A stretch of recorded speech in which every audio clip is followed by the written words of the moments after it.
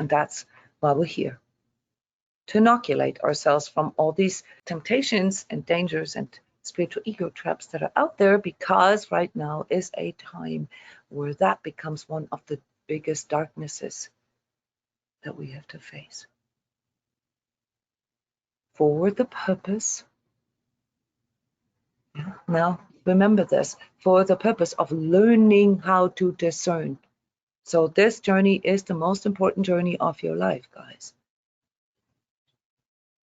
Yeah, because we are being confronted with untruth right now on all levels, health, psychology, sociology, society, politics, money system, even, all the spiritual new agey stuff. It's all untruths.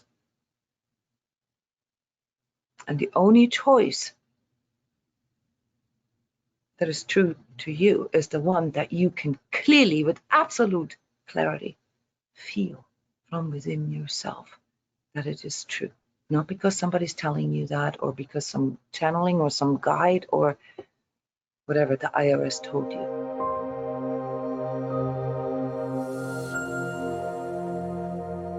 Self-talk.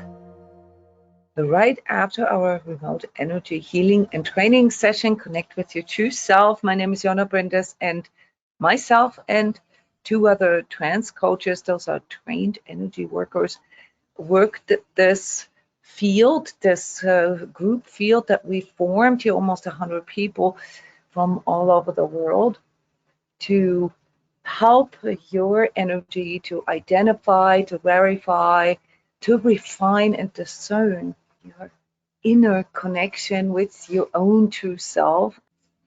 Connect with your true self is a process that in spiritual lingo, we call initiation process. It is something that you can do here at transCODES for over 10 years now for free every month, because it is probably, from my perspective as an energy healer and spiritual guide, the most important process, an internal connecting process. So understand that this session that we do here every month is a session that is supposed to help you connect with you. It's not any particular teaching or any particular experience that you're supposed to have. There's no performance, there's no comparison. It's a very silent and inner experience guided, self-guided process.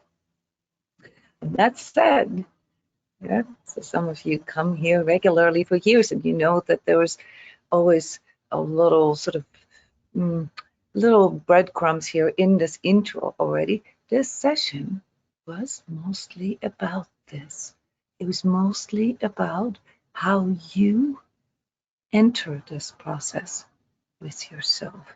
And there is a part of us, and this is natural, especially when we offer these kind of group places where we're waiting for something to happen. We're waiting for some kind of external input. And that's something I would like to discuss with you here today, what this inner process, this initiation process into our own identity, identifying what and who we truly are, what that entails and what can be in the way. And so we pay attention to all these inner signals, these inner things that come forward. And for many of us, this is a physical experience at first. So when you're part here of this whole sort of training environment, you learn this quickly, that it is not actually about what you're seeing. We want to pay more attention to what we are feeling. And feeling consists of many different kinds of perceptions. Well, we spaced out there at several moments during the session. It was quite emotional, actually. But it started out before the session. I don't know. And please chime in, guys, here in the chat. There was a lot of crown chakra activity. There was a lot of stuff, pressure in the head, maybe in your temples and your ears. a lot of sort of external stuff that we could feel, sort of tuning ourselves into this connection process that most of us believe is some kind of upward connection, right? And there was something there that we noticed right away, because as soon as the session started, remember this, Abigail? It went into these lower chakras, into these, the belly region, the stomach region, and it felt a bit like a grounding. So it felt like, the energies were sort of coming downward. And this is something that many of you already know is actually quite accurate. Yeah. So what many that you see out there describe as an ascension process, us going upward, is actually the opposite. It is actually more like us becoming receptive for what is out there and what is in here at all times. Yeah, we have this receptor in us, yeah, to transceive this. We're transceiving these signals. They're not radio signals. Yeah, we call them energies, just to have a word that we can use to communicate this with another. But it's actually that they're always there, and we have this transceiver in us, and we describe this as our heart field, yeah, that can work with this, that can get guidance from there, that can connect with what we would call sort of our own spiritual self, our soul self. And the true self is kind of the mediator. It's the part in us that can translate this super sort of high vibratory bandwidth of information, some call it holographic information. It looks like holographic information, into a language that we can understand. Yeah? And oftentimes this comes with physical clearing experiences. Yeah? So it's normal to experience something like a physical experience this during the session. Abby, you felt this too, I think, right? There was strong vibrations. It felt quite it was very strong. Yeah, it was a surprise, because it felt like it came on very quickly, and it did ease off towards the end, I think, but it was very powerful. Yeah. And that can be a little concerning for people who are not used to this, right? So it takes a little bit of experience and practice through your own meditations or contemplations or transmissions, as we practice this here every week, yeah, to get used to the like just how it goes, yeah, like how this at the beginning, sort of when we become aware of these inner signals, how all this amplifies. Yeah, Janet is sharing here. She has background noise right now. I felt there was overall big parts of my higher self communicating things to me. I had pain pointed out, heart energy moving, some heat at one point. The pain that you experienced, or that was pointed out to you, Janet, since you're sharing in the chat here right now, was this pain that you were previously aware of, or was this something that maybe it was always there, but you didn't pay attention to it that much? Because that's one of the things that I noticed, is that, and Abby, you said it a few times during the session, it was a combo of repressed and known pain, Janet. Yes. Abby, you commented on this. Yeah, definitely. It's like you don't like, I know when I started doing True Self quite a few years ago now, it is that I would always be drawn to it, and I'd want to do it every month, and it's how I was introduced to your work, Jona. And I didn't really know why I was doing it, and but then I would have some experiences, and then very slowly over time I was able to kind of like understand what was coming from where, and I was able to discern things. So an example of that would be I was extremely numb. I had no idea I was numb, and I had no idea that I couldn't feel things. But now I look back and I realize, I'd sit there for myself by an hour, and There was a numbness. There was a numbness, but that was the counterpart of that, or the counter side of that, was also the overwhelm, because then I would also have very overwhelming emotions, or experiences that I didn't know how to handle. And so, like, I was sitting there, and what do you make of that? It's very confusing. So it's only after many years of patience with myself that I've got to a point where I'm a lot steadier, and I can feel things better. I can feel them when they come in, and I can feel what's healthy, or I can feel what's from the past, or what's an old pattern. I can, I understand. It's like learning your own language, right? It's like you're starting to learn. You rarify, you refine that. This can only come with experience, right? Because you have to willingly go into this place and focus on, and it's all by yourself. That's the thing, because like a lot of the time it's this kind of externalization that someone's going to help us, and that's one of the nice things about a guided meditation, is it kind of takes away that stress for you for the time that you're doing a guided meditation. It takes away that mind part. So you think, okay, it's not me that's doing this, it's kind of the person who's speaking, or something like that. But the true self is quite tough, I think, for many people. It was for myself, because you are expected to sit by yourself for an hour and just kind of like focus on that, and then you're kind of faced with, well, do I believe that something's happening or not, or am I just sitting here like twiddling my thumbs, or maybe I just go make myself a cup of tea or something. This can be quite frustrating too, right? Because you're sitting there expecting something, and you literally, and this is, I want you guys to really listen to Abigail here, because this is exactly what is going on. See, so all that self-doubt comes up. The self-doubt comes up. It is a direct mirror. All that self-doubt that many of us, myself included, like feel in our day-to-day lives, again, that often we're suppressing. All that self-doubt, that lack of belief in ourselves that we walk through in our daily lives, it gets magnified because you're sitting there being quiet. So there's something about this silence, right? It's really important. That's why I don't want to talk during those sessions. I don't want any kind of distraction for you guys, because the purpose really is for this particular sessions. With this particular session, I have 58 different sessions, and there's always a different goal or different purpose for any of these different remote sessions. But for this particular, it's all about you. It's all about you tuning and focusing in on your inner self guidance, all right? And if you sit there and feel frustrated because you're hearing all your own doubts, or you hear your critical inner voice, or you start questioning yourself, guys, that's self-guidance too. Okay, what is that telling you?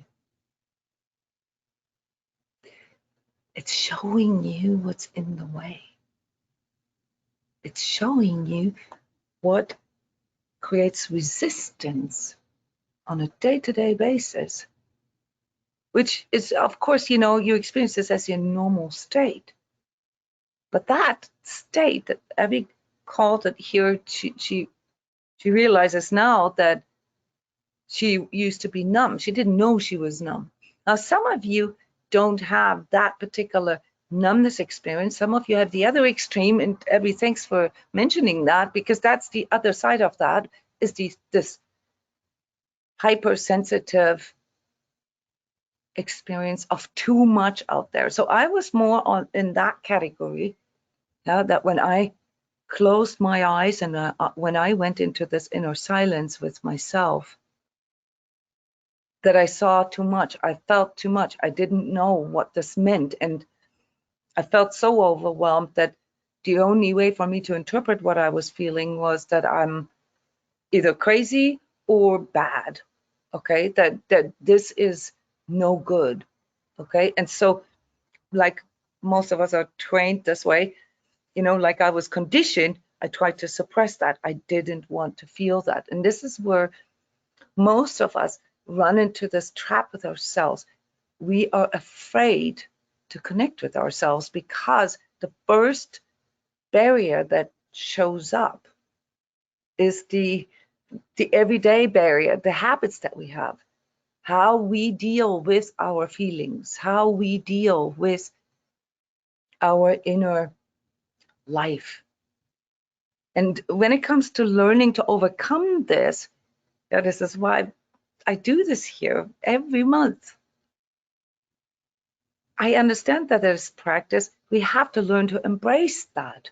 We have to learn to embrace that there's a certain, what did I call this earlier, process to the stages to connecting with ourselves. And the first one, those of you who are energetically sensitive, that you feel energies, something, mostly in your body, or you begin to see something.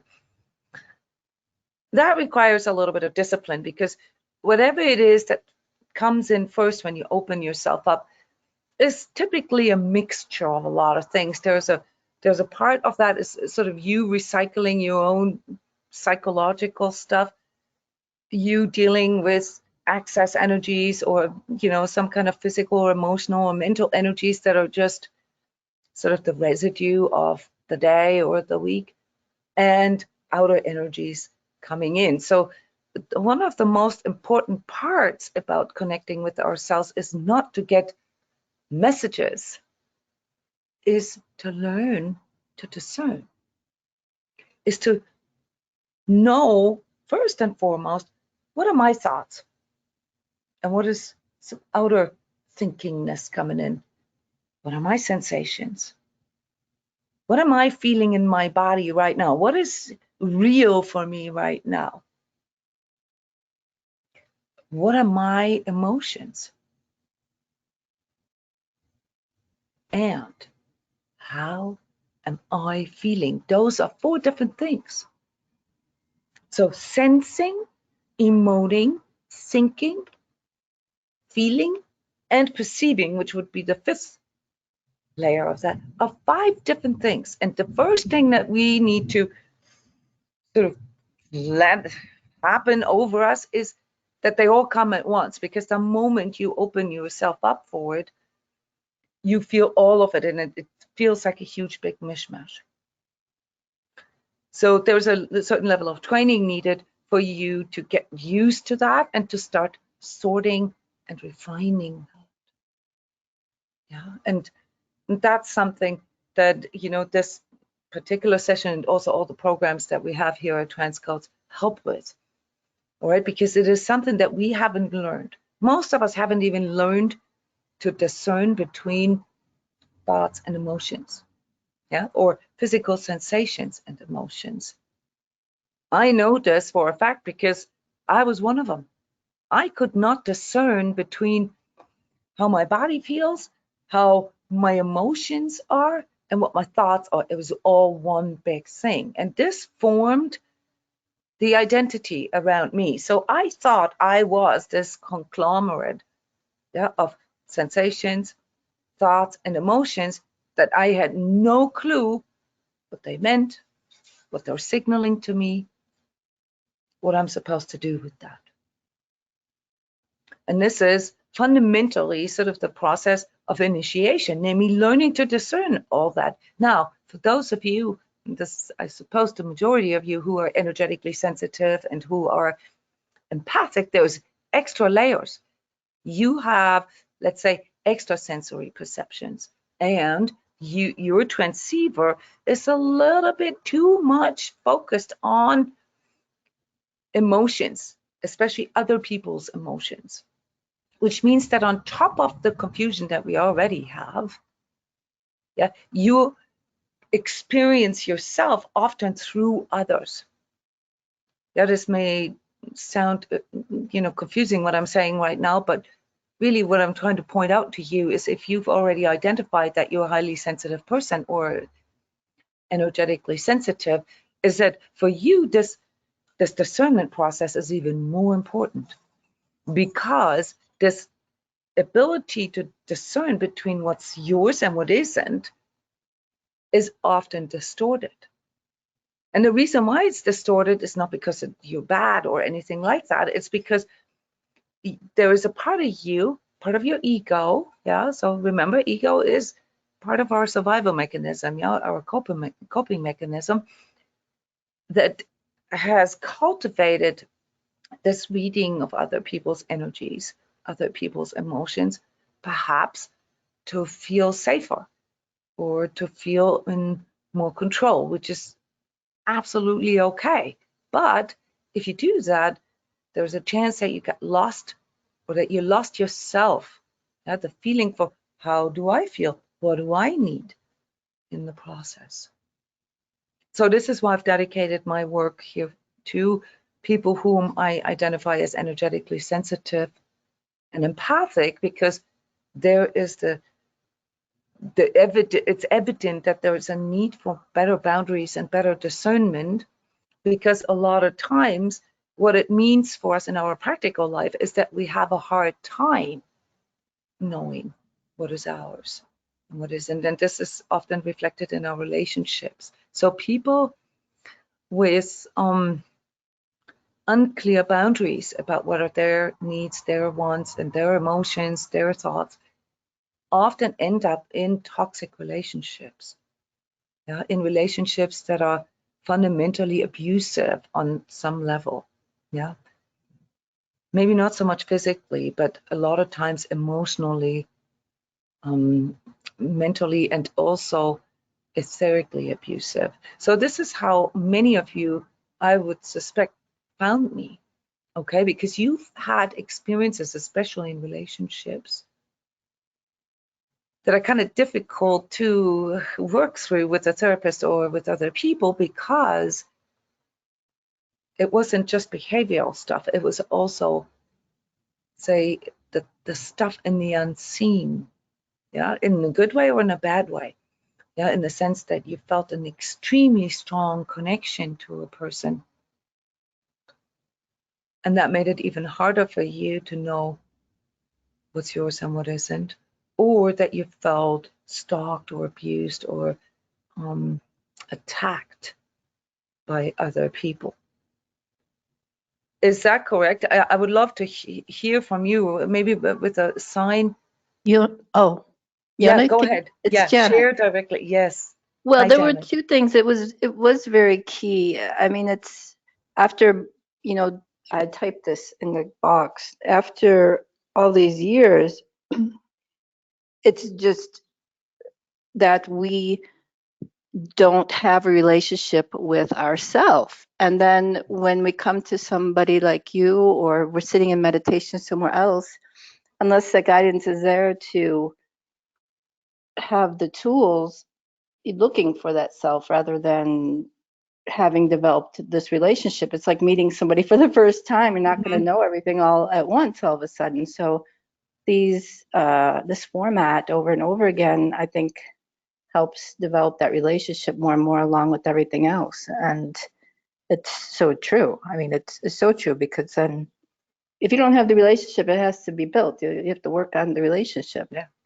And you're absolutely right, Janet. It's an inner relationship.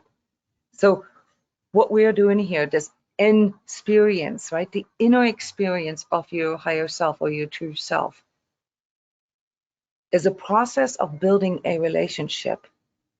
And the reason why we often experience toxic relationships or make really, really sort of dramatic or have dramatic outer relationship experiences is because there's something in the way with us and our true self. We're not really familiar with that inner relationship. And so a lot of times, and this is the sad part of this, but also the part that should make us, feel a lot more compassionate with ourselves and patient with ourselves, it often leads to us letting ourselves down, letting our own relationship down. And as a consequence of that, an identity problem then that arises because we no longer know who we are. And we try to find ourselves in others. So there are some quotes that I sometimes post, and one of these quotes relates to some of these habits that we have, these habits that work against our inner relationship.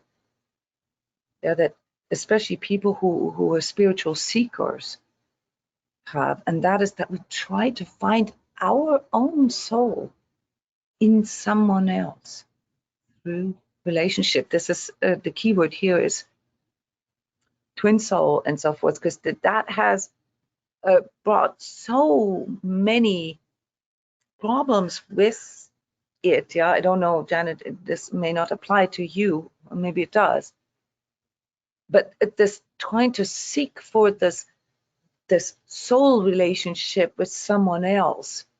And there's nothing wrong with actually seeking that or even experiencing that. But if there is not enough, or if there is not a secure relationship with ourselves, that can then lead to something that Abby described in the beginning as this overwhelm. All boundaries suddenly disappear and you no longer know where you begin and where you end. Yeah, Jona, what I was thinking was, like, if people get their energy cleared, for instance, you sit and I don't, whatever method somebody has to get their energy clear, you're like, oh, I feel like a diamond right now, that kind of, and it, without having had any experience, it's like being thrown into the middle of the Atlantic Ocean or something like that. You might feel really clean and clear, but what's the next step? Where does the brain go? Where do the emotions go? What do you latch on to? Exactly. And that's where most people start pulling it back in. Those are those habits that I or talk filling about. that blank with somebody else's feelings. Exactly. If you're empathic, all of a sudden you're like, oh, and you don't even know it's happening unless you start wanting to, I guess. Yeah, so there was a big need, and Abby, you referred to this during the session in a very clear way. A big need to educate ourselves about ourselves. I really feel that so strongly, because it's always about this self-sabotage. Like, we've got this inner talk going on, and we just won't give our inner self the benefit of the doubt. Like, we have this little voice nagging inside of us, like saying, listen, listen, listen. But no, the ego knows better. Our friends and family know better. The whole world, the news, like everything knows better than that little inner voice that's speaking. So it's like, can we cultivate that inner connection sufficiently to begin to be able to believe in it and let go of that ego? And I was thinking that, for some of us, like, if we can have a better understanding, like scientifically even, of the function of the ego, then that might help us to release the grip that the ego has over. It helped you, right, Abigail? It helped you. But as soon as I could understand that the ego is a tool, that it's got a function, that it's not me, then it started to let me, again, kind of start believing in what my inner self was telling me sometimes, rather than just always believing what the ego was saying. Yeah, especially with those inner voices, this nagging inner voice that you mentioned, right? The critical inner voice, which, if you really investigate it, if you really sit with it, you can find out that it's a recording. It's like a mishmash of things that other people have said, things that you've heard somewhere, things that you think how things are supposed to be, right?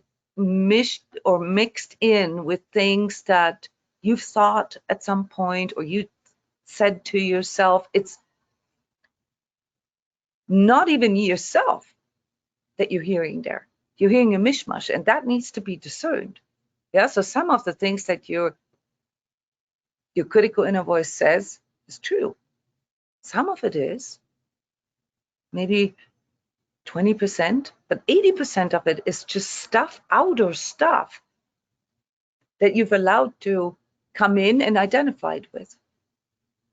So this losing yourself, right, which is basically the part that we want to reinstate. This is basically the process that we want to reverse. We want to, well, I don't want to say find ourselves, because it's not a seeking process. It's more like a claiming process. Yeah, so this reversal of having lost ourselves through this inner experience of self and building the relationship is a complex process. Yeah, because we got a bunch of things working against us. It's not just our critical inner voice. It's also partially especially the critical inner voice, a mouthpiece of collective energies, of things that come in through media or society or culture. Yeah. Also, the things that we've experienced in our lifetime that teach us things, right? There's certain pains that we've experienced, negative experiences. They've taught us things, and there is obviously the ego in place to prevent that from happening again. So our critical inner voice's purpose is also to warn us of things that we've already experienced. You guys know what I mean, right? So, and then we have all the energetic impact where we may feel like this opening inside ourselves, or Janet, as you call it, there's the clearing. You clear yourself and suddenly you feel something new, but then you don't really know how to cultivate this. So you see, there's a complexity to this process that has to do with first just being willing to be with oneself, yeah, to sit in that silence and to calm ourselves down. Then there comes a bit of a sorting process. So that's what Abby meant with educating ourselves, you know, like, okay, this is this, this is this, this is this. Becoming a little more aware of what the difference is between our sensations, our emotions, our thoughts, and the energetic input that we have. Yeah, and then comes the relationship building. Janet mentioned here, you know, then we have to cultivate that. You know, if I see that, like, for example, through physical clearing, through better food, more exercise, more, you know, loving attention to self-care, self-love, yeah, it's a lot easier for me to feel myself. Then I also need to make the choice to, you know, bring this more into my life, cultivate that, yeah. And then comes the understanding part. Then comes the part of like, now I know myself well enough to understand these signals. What does it mean when I see the light? What does it mean when I feel, you know, certain sensations in my body, vibrations in my hand, or when I feel this strong pressure on my temples, or this really strong tension in my neck or in my jaw, or, you know, in my sternum, or when my lower back starts acting up. What do these things mean? Yeah. And then we begin to understand what all the emotions that come and overlay the overall experience of ourselves. Yeah, like Janet, I'm not even talking about other people's emotions. We often are already overwhelmed with our own emotions. Yeah, forming the emotional literacy, the emotional vocabulary to even name it. Yeah, as many of you know, I have a school that I founded here, an elementary school. And one of the big goals for me with the school is to show a curriculum that teaches children emotional vocabulary and this kind of discernment from the beginning. Yeah, trying to show that this then ultimately leads to a stronger inner relationship that can then help the person to become more true to themselves and lead them hopefully to more, you know, love, more peace, and more happiness in life, just simply because they don't have to deal with all the mishmash, the wishy-washy stuff that we constantly have to contend with. So the discernment process is a result of this kind of cultivating the inner relationship. Yeah, and it consists of different processes. Yeah, the connecting part, the clearing part, and then the integration part. And that's energy lingo, but really what it says is that these things, they have to happen simultaneously. This isn't something that you are being bestowed upon, you know, when you're good enough. All right, yeah, the connection with your true self is not something that you have to work for. Yeah, this is just a translator, yeah, to your soul self. This is always with you. So this whole idea that we have to give up something in order to build this inner relationship, or that we have to make a choice between being all numbed out and suppressing all our emotions because emotions are bad, right? Or that we have to open ourselves up for everything that is out there. Guys, it's not very sophisticated. And the moment you start internalizing your inner self, you start realizing that these two options that the world gives us, yeah, to be sort of this numb, flat, zombie-like drone, yeah, or to be this like space cadet, all right, that believes in every conspiracy theory out there, none of which the person has verified themselves. It's secondhand kind of stuff from some gurus or some teachers or some, you know, teachings or whatever that somehow sound good but don't actually make sense if you investigate them from within your own to self relationship. And also, Jona, related to that, is how in many it can show itself up in many settings, like in the family, but also in a lot of the new agey kinds of things, where you can't even use those what people perceive as negative words, like kind of, I don't know, like anything negative, anything that's even got a slightly possible negative connotation, then you're not allowed. There's this kind of unspoken thing that you can't mention them, and if you do, then you get ignored. You pointed your finger at something that I did a truth talk about a couple of years ago.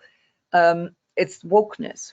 Okay, so there and political correctness. So there is a notion in our society right now that's been going on for a while, but it's become really strong over the last, I would say, 3-4 years. You know, to have this sort of correct vocabulary, yeah, where you self-censor everything that you say. Yeah, because you don't want to offend anybody, but you also don't want to scare anybody. You don't want to say anything that could potentially minimize somebody else's experience, but at the same time, you know, you can't really be authentic anymore, because if you are, then there's, I'm sure, some group out there that will accuse you of, you know, being discriminatory or something like that. All right, so the censoring of that is a very alarming thing that most of you should pay more attention to, yeah, because this fake positivity, yeah, that you just pointed out is another of these wrong exits. Okay, so wrong exits, guys, are, you know, basically the spiritual ego traps that we experience on our journey. Yeah, they are in the most simple form come to us as conformism. Yeah, so you have to have a job, you have to have a house, you have to have a retirement fund, you have to have blah blah blah blah blah. That is the simplest form of sort of an external agenda. Yeah, messing with, you know, the way you experience yourself, because right there you get this impression and also the conditioning with that if you don't have that, you are not what, like a true self. You're not a self. You're not worthy. You're not a part of the society. Something along those lines. If you've had a religious upbringing that was, not all religious upbringing is bad, guys, that's not what I'm saying, but if you had religious upbringing that was very judgmental and righteous, then you have an additional overlay here that says, you know, if you feel this is bad. Yeah, so there's another level of self-censoring, namely that, for example, feeling anger is bad. Okay, so you start cutting out certain kinds of feelings or needs, yeah, believing that if you do, you're a sinner, you go to hell. Okay, that's a spiritual overlay.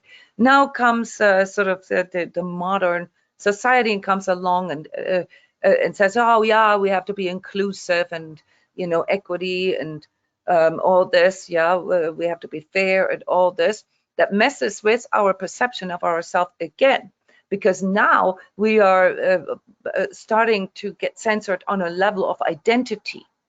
Yeah, this brings up all these discussions, these gender discussions, or even racial discussions, or, you know, like things that have to do with some of these political things that are going on right now about women's rights and so forth. So you see that there is so much overlay here as compare what we are being offered as choices, yeah, that you're screwed either way. Well, now comes the new agey stuff that you've brought in, Abigail, that offers a solution. Now you just say no to everything. You just, don't have any social media accounts. You don't, you don't want to, pay into Social Security or whatever, and you don't want to have anything to do with any of these things. What does that do to you? Yeah, because you believe that, there's some kind of help or rescue on the way, or you believe it's all bad.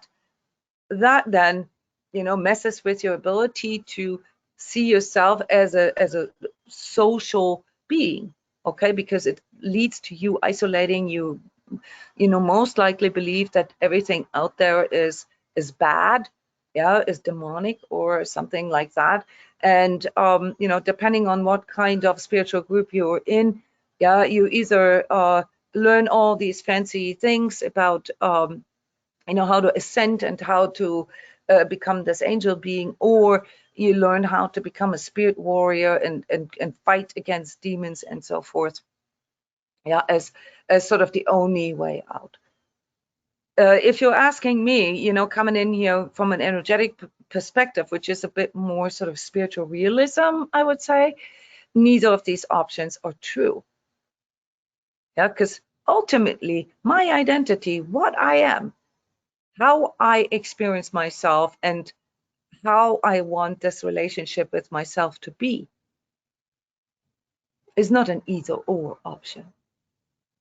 That is always there. I already am it. I already exist. All right. So if I really want to understand what my choices are, because I talk so much about making conscious choices and so forth, I hate to break it to you, but most of you have zero conscious choices. You don't even have conscious options. You only have unconscious options, those that are being presented to you from the outside. And that's the shocking news, that when you actually begin to internalize your inner relationship and learn to discern truth, you realize, wait. What is this that I'm trying to present here to this world, that I'm trying to be? Is this really who I am? And this is where the confusion and the overwhelm comes in, because many of you have really, really beautiful values. And there's obviously nothing wrong with positivity. There's nothing wrong with wanting to be kind. There's nothing wrong with some of these spiritual values that we have. We just don't know how to pick the right people to do it with. Yeah. Or the kind of tools that we need to stay on our toes, to, make sure that what these choices are that we're making, that they're really coming from within ourselves. And this is then where, we get very attracted to these things like karma and angels and spirit messaging and spirit guidance and so forth. And guys, this is a wrong exit, okay? Because right here, we can prove this to you. It is your internalized experience of your own spirit being, your higher self, via your true self, right? That gives you all you need, the guidance that you need. But if you don't know the difference between your critical inner voice and your ego's, lamentations and payoffs, yeah, and what it feels like to really connect with your true self, then you're confused.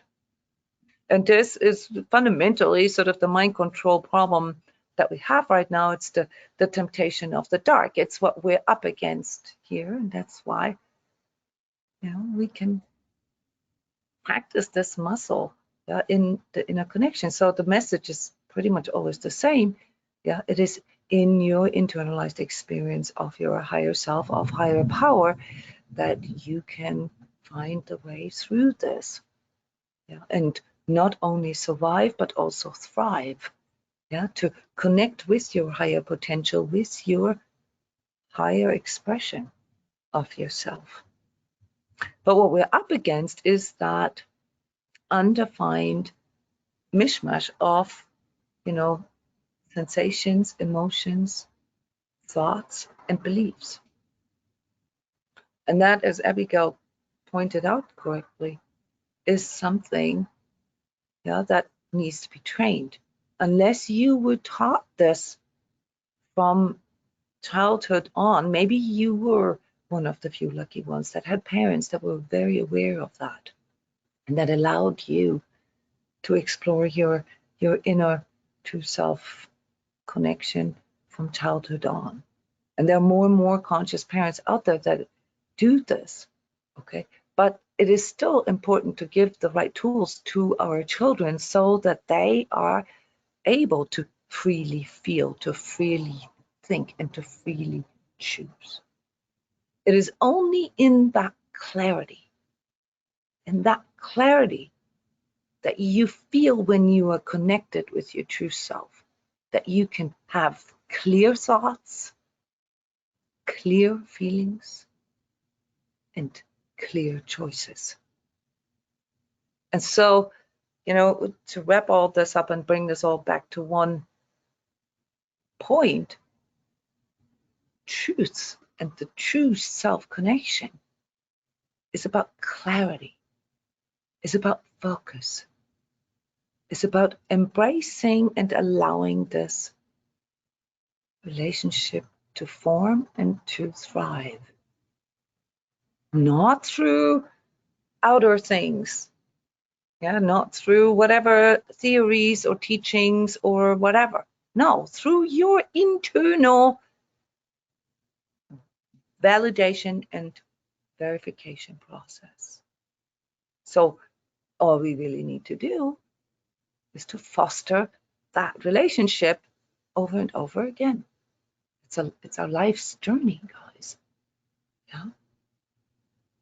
And so my role, or Abigail's role, or anyone in this, in this field, that is trying to help out with that, and has the clarity to actually speak it out, to define what it is. Yeah, this is a discernment tool for you with all the new agey stuff.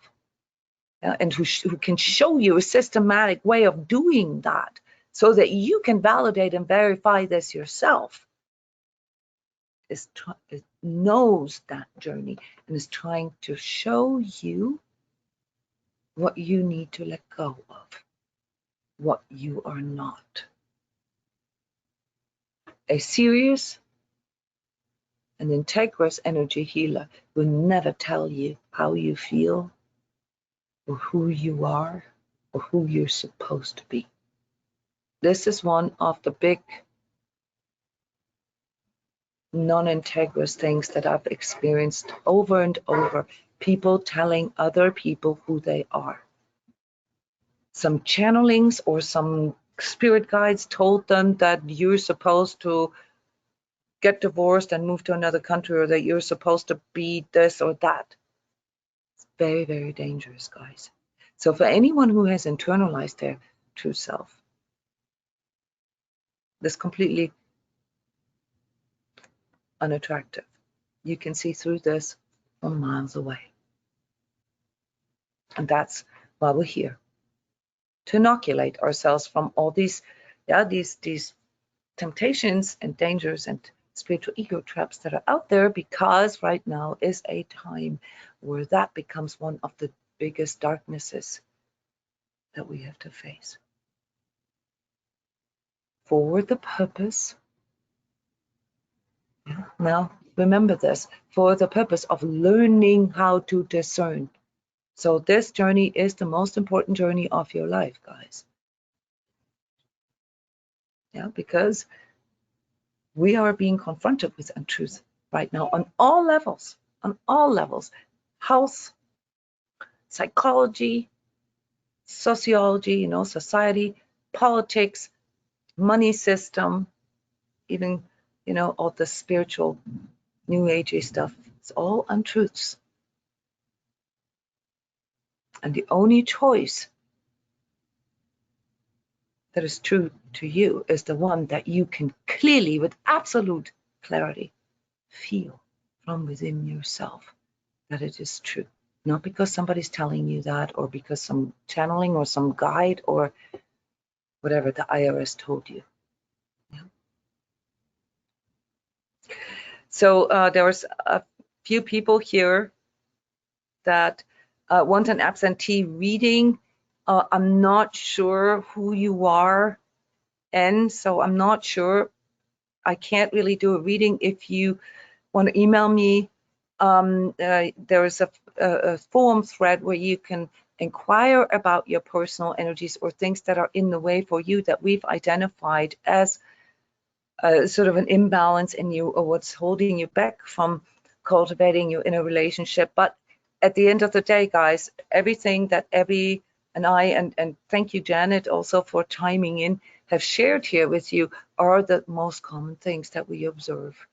And they more or less apply to you here during this session as well. So thank you all for coming. Thank you all for listening. Thank you for watching this video. Check out my website if you are interested in, having personal sessions or more the group sessions or the courses or even the retreat that I offer. Yeah, you'll find all this info there. Yeah, and share the link. Share the link with others, because remember, if you're asking me, this is the most important journey that a person can ever be on, to find or to claim who they truly are, what they truly want, what they truly need. Yeah, and what that relationship with their own true self looks like. Okay, guys, thank you, Abby, for co-facilitating. Thank you, Cindy, for co-facilitating. Thank you, everyone. And thanks for sharing. Yes. Bye-bye, everyone. Welcome to our Only Life workshop this year in Iceland. And we will get inspired, learn how to overcome our old ways and learn new ways. Join us to this only in-person energy healing and training seminar in Iceland this year. Learn from us how to test and discern truth and its dualities. Explore how to implement conscious awakening into the physical. See how it's done.